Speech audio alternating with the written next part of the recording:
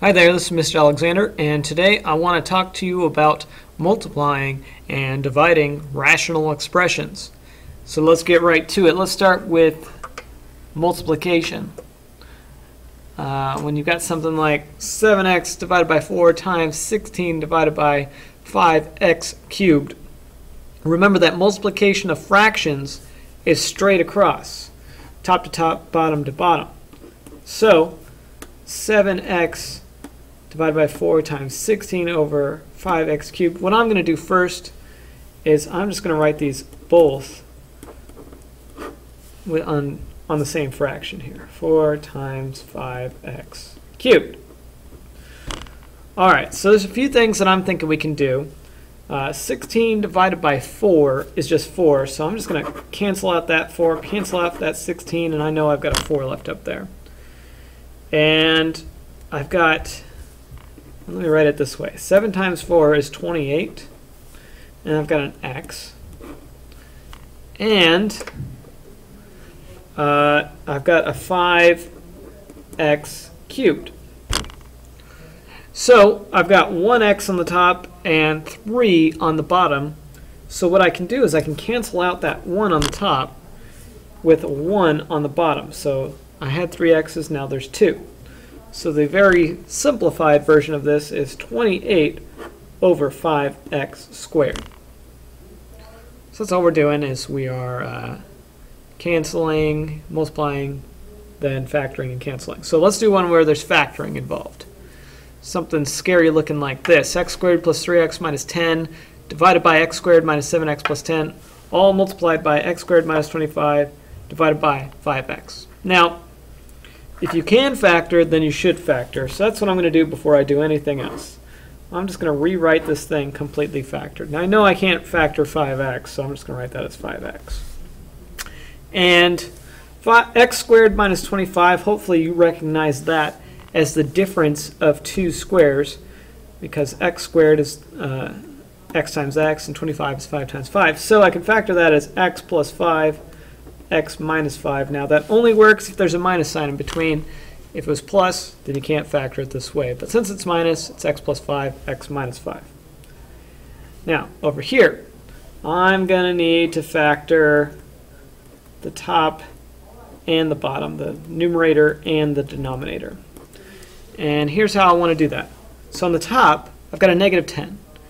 So I'm looking for two numbers that multiply to negative 10, but also add to positive 3. And the one that just pops into my head is 5 and negative 2. 5 times negative 2 is negative 10. 5 plus negative 2 is positive 3.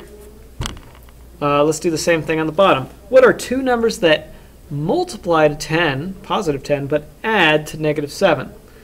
And the one that pops in my head is negative 5 and negative 2. Negative 5 times negative 2 is positive 10. Negative 5 minus 2 is negative 7. So when I multiply these, all I got to do is write them in the same fraction here. So I've got an x plus 5, x minus 2, x plus 5, x minus 5. And on the bottom, I've got an x minus 5, x minus 2, and a 5x. And it looks like I can cancel some stuff. I can cancel out an x minus 5 and an x minus 2. And I've got two x plus 5s here. So looks like the simplest form here, I'll just keep that x plus 5, and since there's two of them, I'm going to square it. And on the bottom, I've got divided by 5x. So it looks like this is the final answer. So that's multiplication. And the other thing we need to talk about is division, like one of these guys. But division and multiplication are actually the same thing, just with one extra step. So remember, when you're dividing fractions, what you really need to do is flip and multiply. So we don't flip the first one, we keep that the same. Change divided to multiply, and then flip the second one. So I'm going to make that 12x over x squared minus 5x. Like that. So now I'm just multiplying. So why don't we start by factoring a little bit. So I can factor out a 4 there, and that gives me x minus 5. And then I've got that 12x. And I've got a 9x times, I can factor out an x there. So x minus 5. Oh, good. So when I factored out that x, that means that these guys cancel out. And 4 times 12.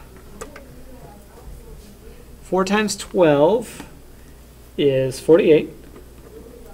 X divided by 9x, and there's 2 x's, so it's x squared. Well, it looks like we're almost done here. We've got an x on the top and an x on the bottom, so I'm going to cancel off that 1x with 1x on the bottom. So what I'm left with is 48 divided by 9x, which is the final answer. I can't simplify 48 and 9, so I'm done. And so that was an easier one. Let's talk about a slightly more difficult division problem that's actually maybe easier than it seems. So it's division. So same thing. Let's flip and multiply.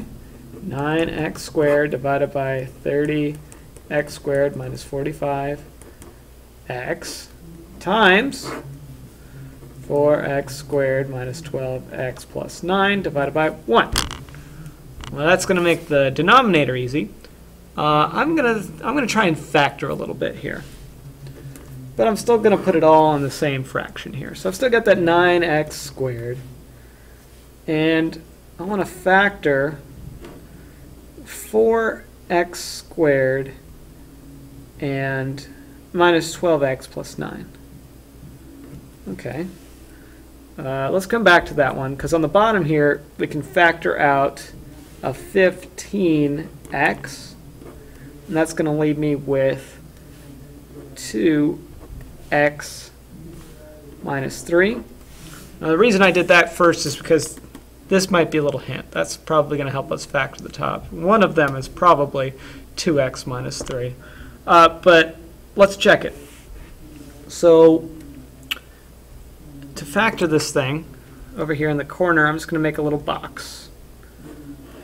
And in the box, I'm going to put 4x squared. I'm going to put 9. And 4 times 9 is 36. So I'm looking for factors of 36 that add to negative 12. So let's see. Negative 6 and 6. Negative 6x, negative 6x. Because 4 times 9 is 36. And they've got to add to negative 12. So I'm just going to ask myself 4 questions. What do they have in common? This is 2x. What do these have in common? It's going to be a minus 3. Oh, good. 2x minus 3. There it is. And then what do these have in common? That's also a 2x. And what do these have in common? Hey, that's a minus 3 as well. That's interesting. So it turns out they're both 2x minus 3. Perfect. So it looks like I can cancel some stuff. I can cancel out right there. Those go away. And I've got 1x there and 2 up there, so I'll get rid of those ones. So it looks like when I simplify this thing, I've got 9 times 2x minus 3, all divided by 15. And it looks like we can factor this one more step. Sorry, simplify it one more step. I can take out a common term here. The 9 and the 15 share a 3. So 9 divided by 3 is 3. 2x minus 3 divided by 5. And that is the most simplified version of this problem. So all we're doing to multiply and divide these, factor first, pull out the greatest common factor, and then stick them together, and then cancel some stuff out. So I hope this was useful. Thank you for watching. See you next time.